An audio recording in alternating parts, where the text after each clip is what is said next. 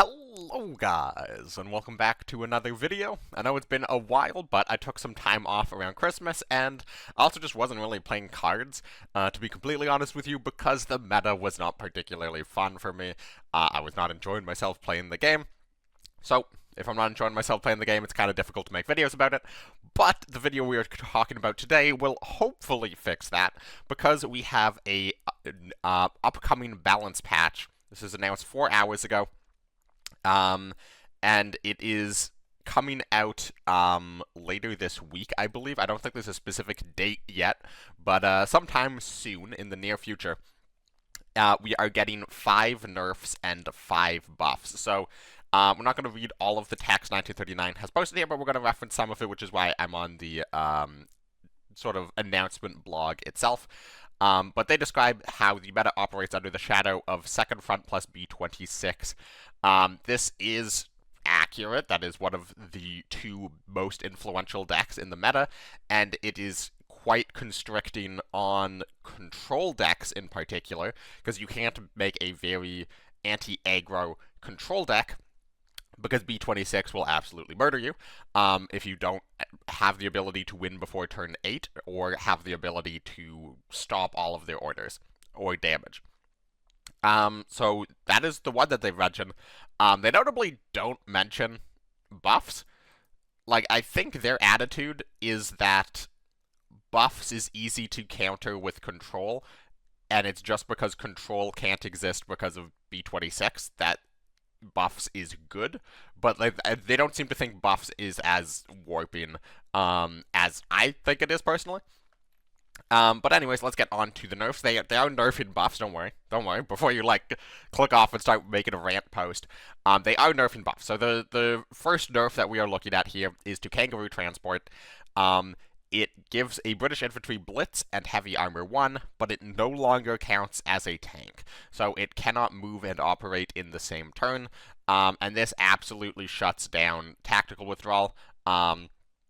And also the ability to kill from hand. So no longer can you play a buffs, then play Kangaroo Transport, and then play like Bocage Warfare, and then a bunch of other stuff, move, attack, tactical warfare, move, attack. Now you can play buffs, play Bocage Warfare, you play Kangaroo Transport, you push it to the front line, and it can't attack anymore. And then you tactical withdrawal, it moves back, then you push it to the front line, and then it can't attack anymore. So now it always gives your opponent a turn to be able to respond to it. Like, if you are still playing it like that, and that is important. That is very, very important. This is a nail in the coffin of buffs as we know it.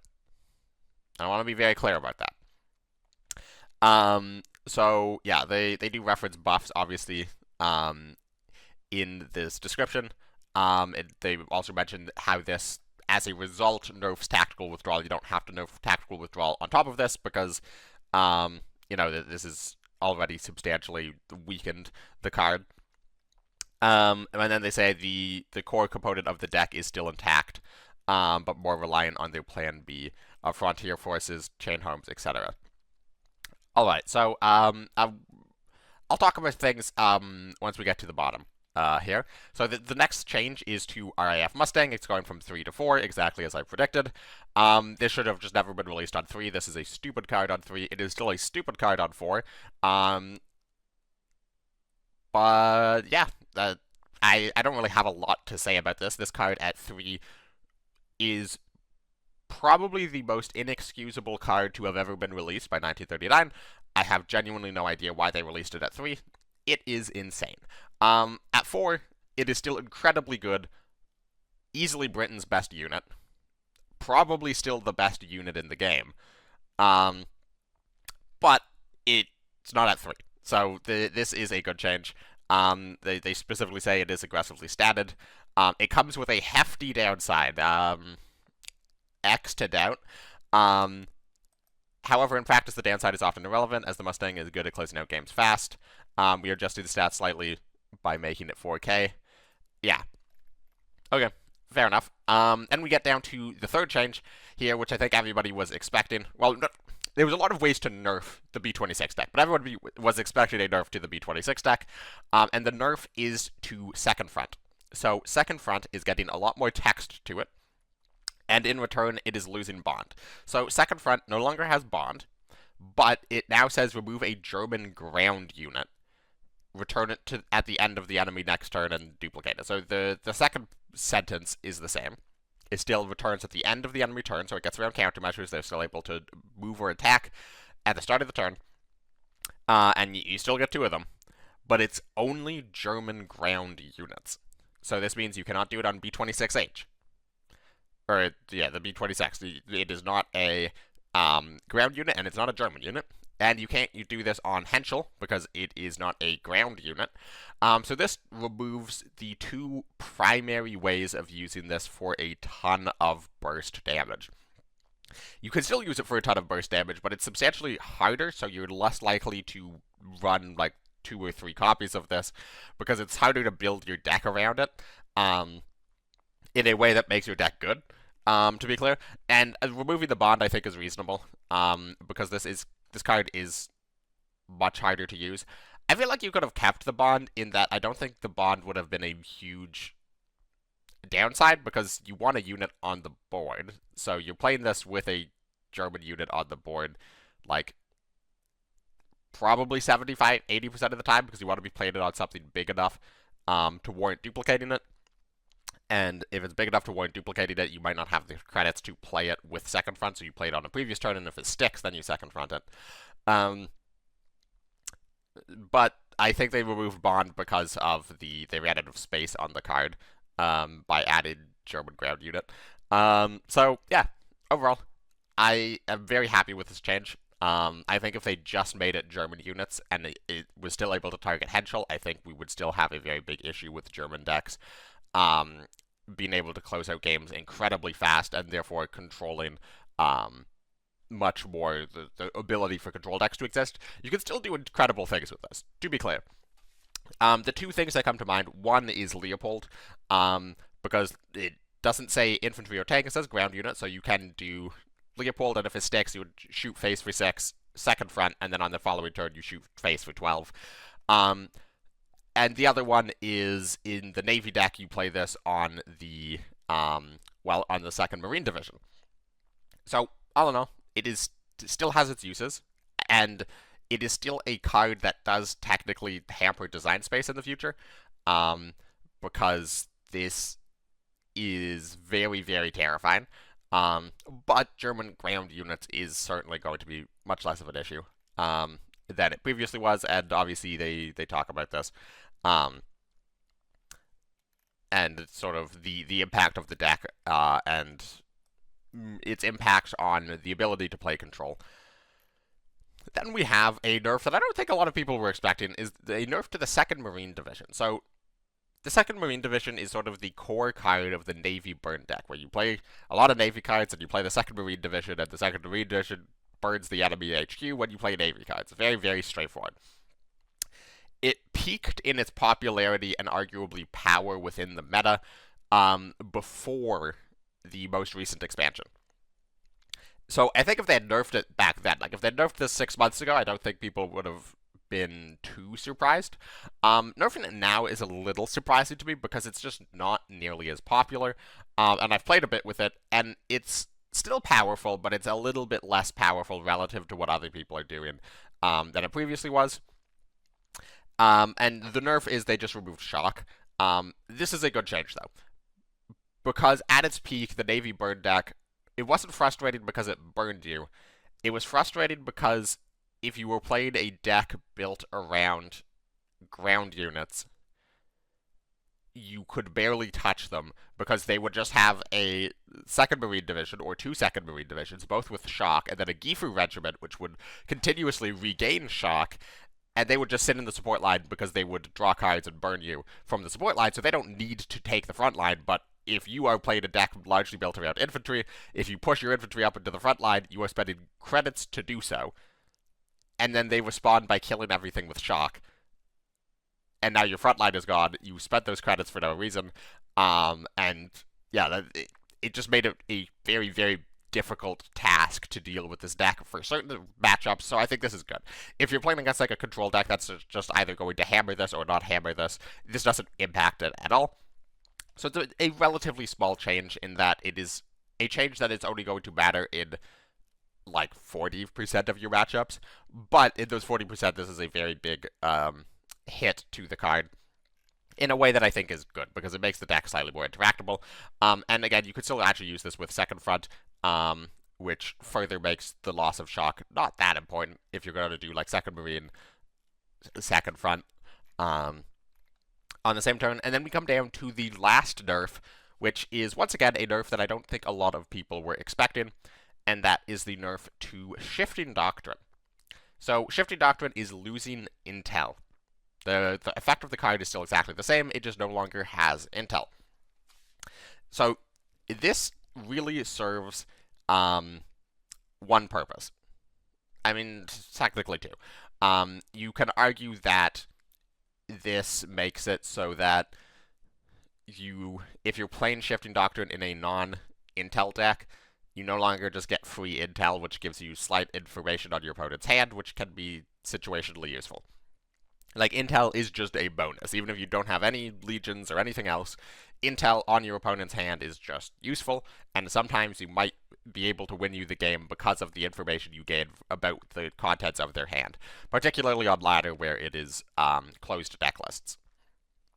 Now, the big impact of this is it is a huge hit to the shuffle package inside of Legions, and it's a huge hit to Legions. So, Legions is losing 3 intel cards.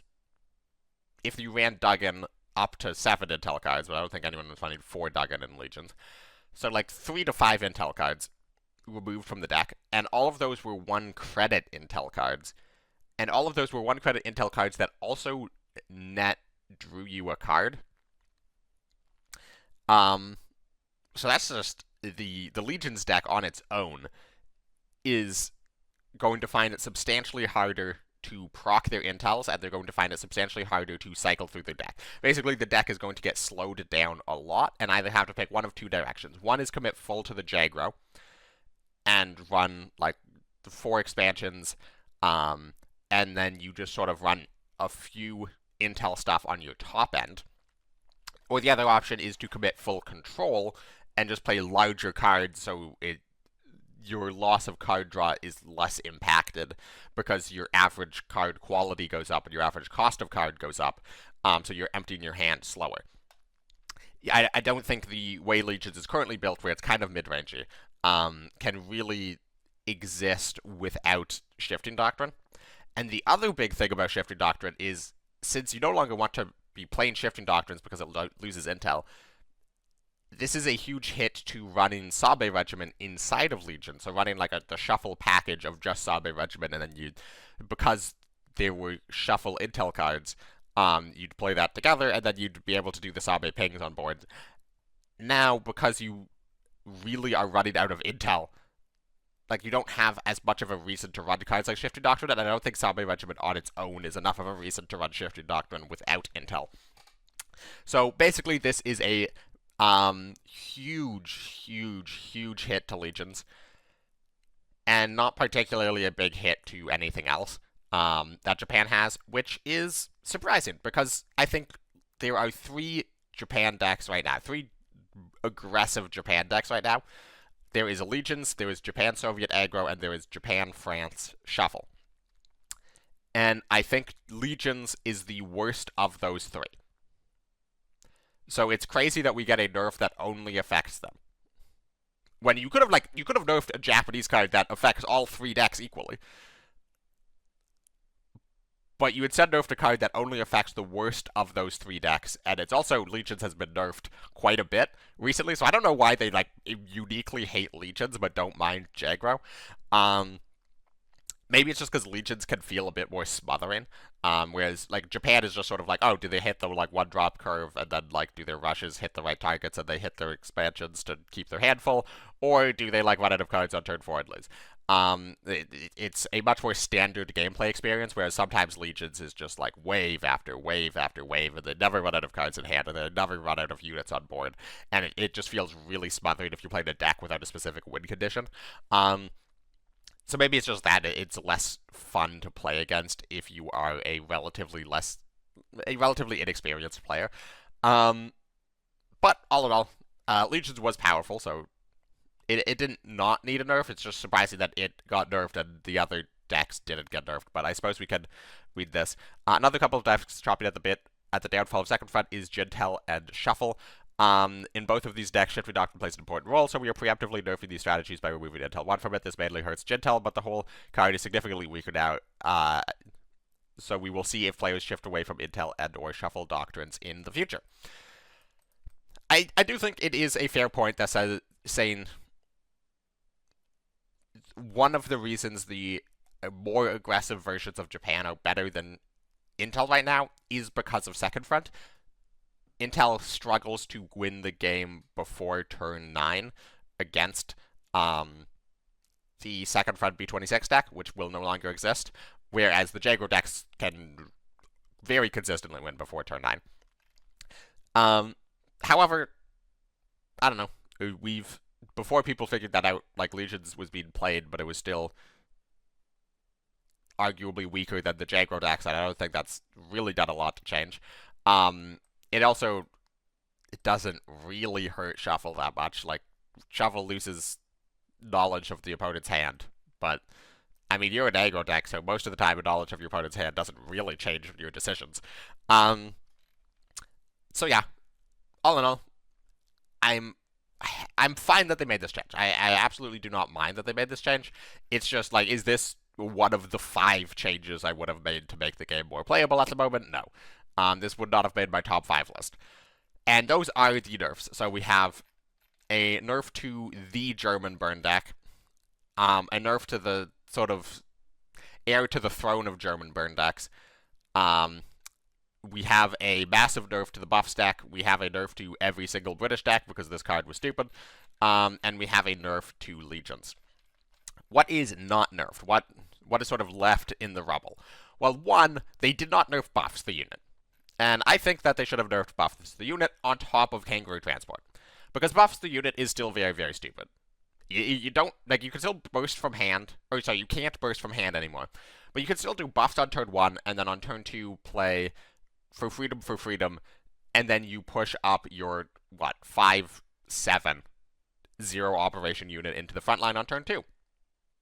And maybe your opponent plays Rout, maybe your opponent plays Suppression, maybe your opponent surrenders. That is not a fun or interesting game. Buffs should be limited to once per turn, or it should be changed to not, like, only friendly targeting, because it's really, really stupid that, like, if you try to hammer a buffs on 6 health, it gets +1/+1 and then doesn't die. Yeah, it didn't need to be a massive nerf to buffs. Like, they didn't need to make it a 1/1 or something. They just needed to make a change to buffs, I think, because even if it's not going to kill you from hand and be a tier 1 meta stomper, it is either 1, going to cause issues in the future, or 2, cause issues at low ranks, because it's still going to be like the L640 style deck, where if people can make an aggro deck that sometimes wins on turn 3, there are going to be people who play it. And that is not interesting or fun, and I think they had an opportunity to nip it in the bud, and they have failed to do so.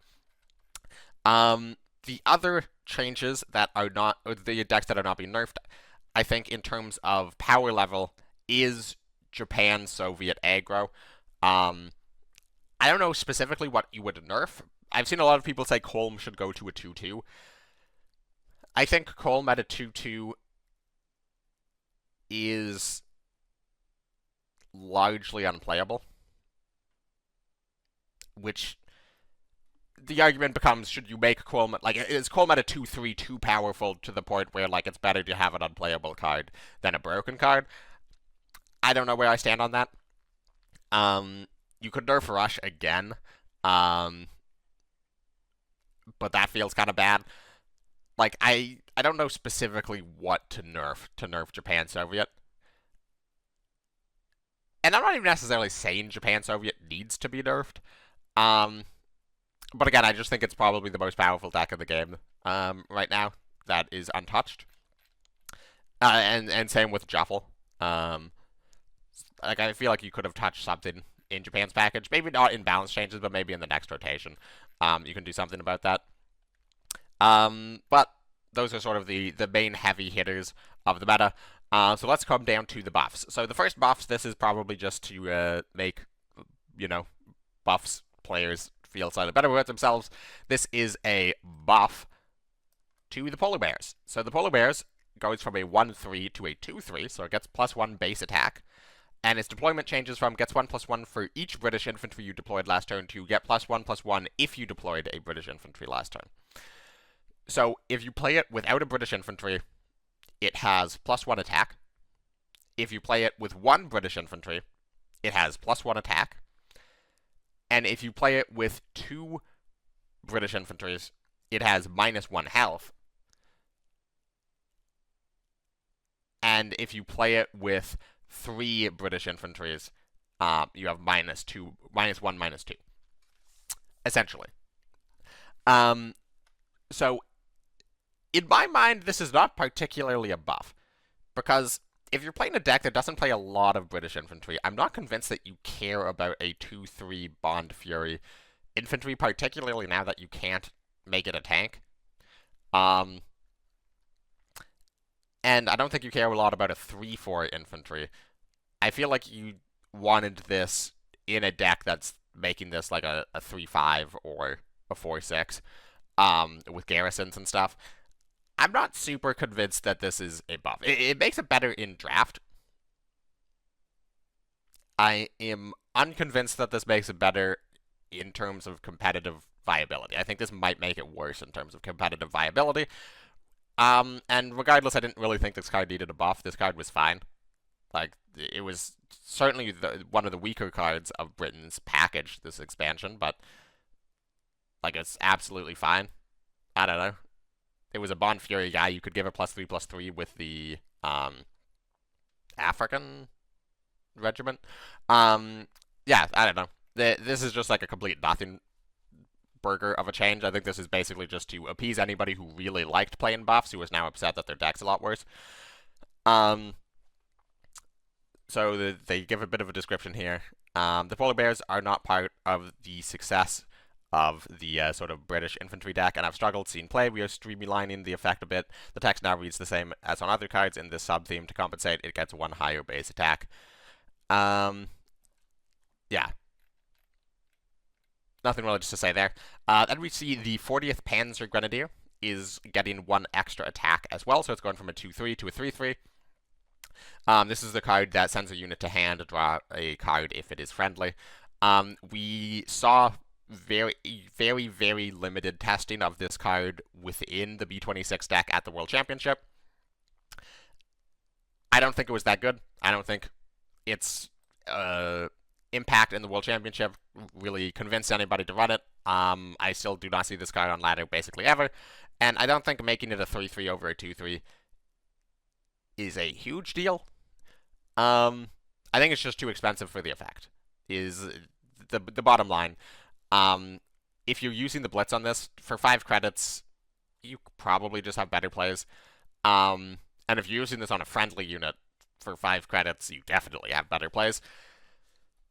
I suppose now it's slightly more likely to be able to be used as an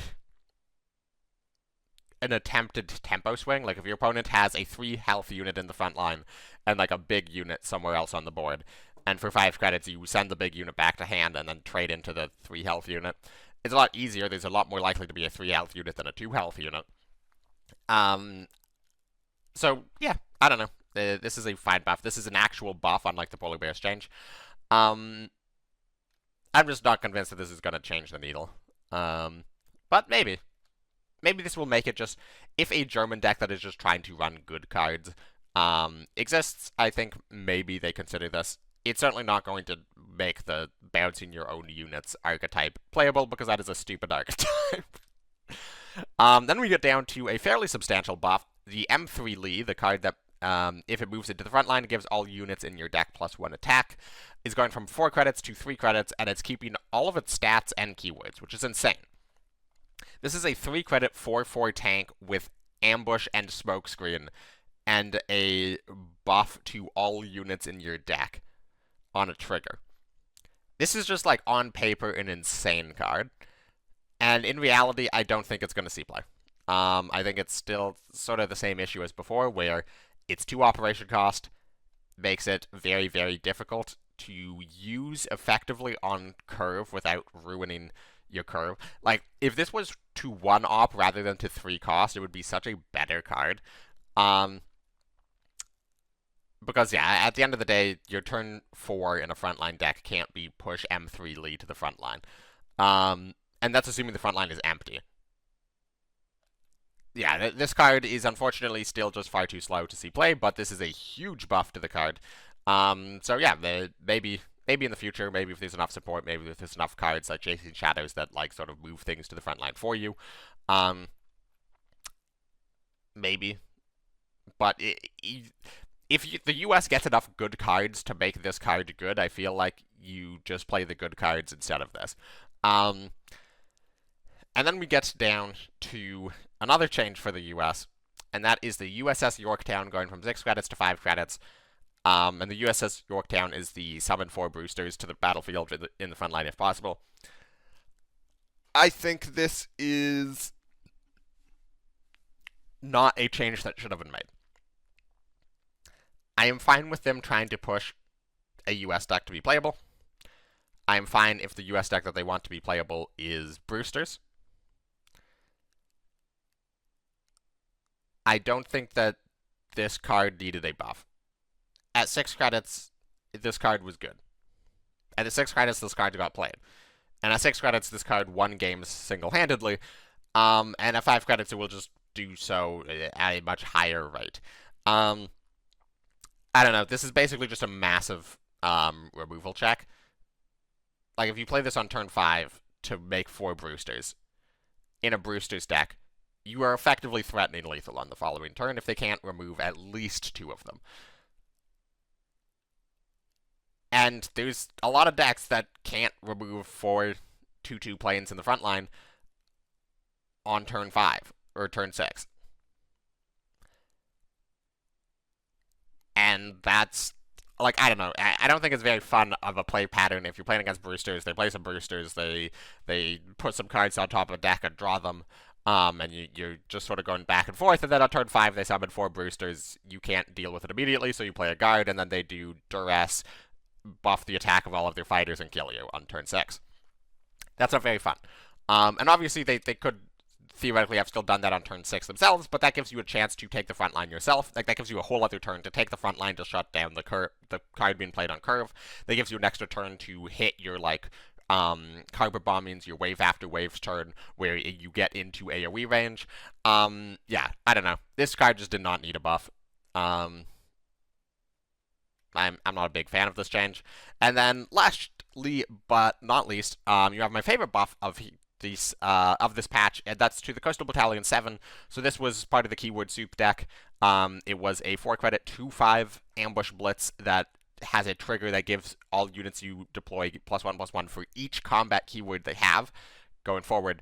And it's now a 3/5, so it just got an extra attack buff.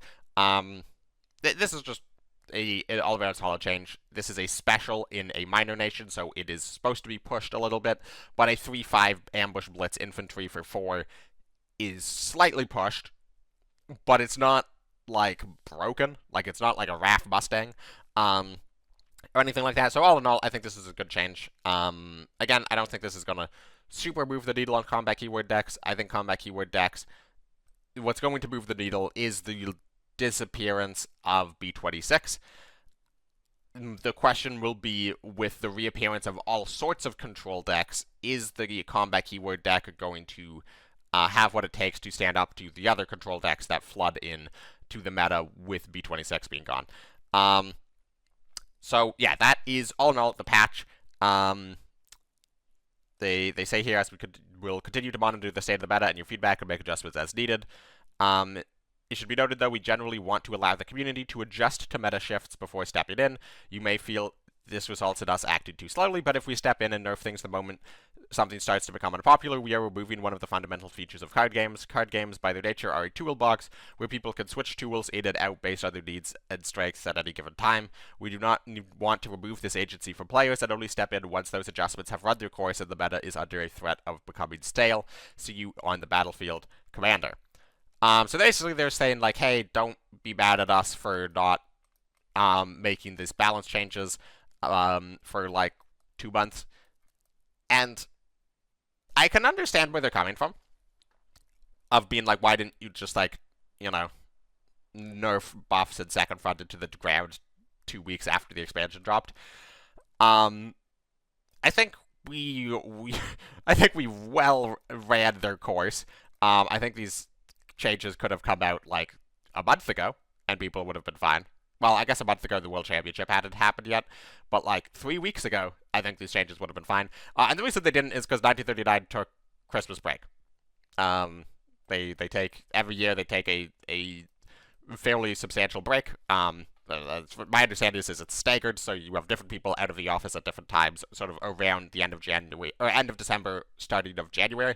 And in those times, they basically never make any changes unless it is like an emergency, like the server is down or like there's a card that's literally breaking the game. So their explanation here, like, I understand what they're saying, but at the end of the day, the reason that it took them so long to make this balance patch is because they were literally on Christmas vacation. And I think that's fine. Like, I just stopped playing cards because I'm like, I'm not having fun in the meta, and I know they're going to change it eventually. But they're on Christmas vacation, and, like, I don't know. Good for them. Like, I don't need them to make an immediate balance change in over a period of time where they're on vacation and there's no tournaments happening. But yeah, all in all, it was certainly a reserved balance patch. It's going to shake up the meta a lot. So they didn't need to touch a lot. I think the nerfs are enough to shake up the meta. I think at the competitive end, if you're just like, what decks do I want to play to like hit top 10 on ladder, I'm going to say Japan Soviet aggro or Japan France Juffle. I think both of those are still going to be touched, and they're both going to be absolutely harvesting everybody going back to control decks. The buffs, I don't think, have really any impact. Like, even the Yorktown buff, I'm not a fan of. Maybe this will have impact down the road, as, like, making a good third deck for a tournament lineup. I don't think Yorktown or Brewsters is going to be taking the meta by storm, and being, like, the best deck in the game by any means. But it certainly, maybe it makes a convincing argument for the third or fourth deck in your lineup. But that is going to be all from me. For this video, all in all, I rate this balance patch like 4 out of 5. There was nothing incredibly crazy. They were understandably conservative, in some ways. Not the changes I would have done. I would have done more changes. But that's sort of all we have for now. There'll probably be another balance patch in a month from now, if I had to guess. Maybe they wait for the mini set to drop in probably March, if I had to guess. But yeah, let me know what you guys think of this balance patch. Are you happy? Are you upset? Do you think I missed anything? Do you agree with me? Do you disagree with me? What decks are you first going to play once this patch drops and you don't have to worry about B26 or a much weakened buffs? What's the first thing that you're going to play now that you are sort of freed from that? And yeah, subscribe if you haven't already. Hit the like button, YouTube things, and I will see all of y'all in the next one, which will not be like 6 weeks from now. I can't say when, but I can promise you it will not be in 6 weeks. So, see all of y'all then.